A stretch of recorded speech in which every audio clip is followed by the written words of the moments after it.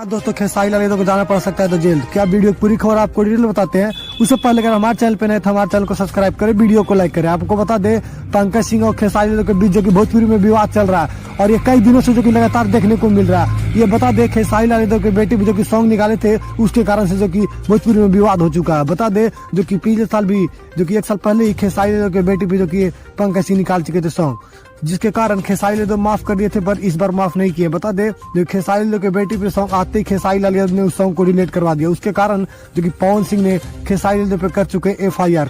खेसारी लाल अभी फिलहाल लंदन में है, इसके कारण उनको जेल नहीं जाना पड़ा। तो शायद हो सकते हैं खेसारी लंदन से पहुंचे और उनको जेल जाना पड़े। इसके कारण से जो कि कई भोजपुरी हीरोइन जो कि इससे माफी मांगते हुए नजर आ रही है। जैसे मैं बता दें आपको काजल राघवानी जो कि एक वीडियो के माध्यम से जो कि पंकज सिंह से माफी मांगते हुए नजर आ रही है और कई सारी हीरोइन जो कि पंकज सिंह से माफी मांग रहे हैं कि खेसारी यादव को जेल नहीं भेजिए, जबकि पंकज सिंह को ऐसा मानना नहीं है क्योंकि खेसारी लाल यादव पे कर चुके हैं FIR। तो मिलते फिर अगले वीडियो में इसी अंदाज के साथ हमारे चैनल पे बने।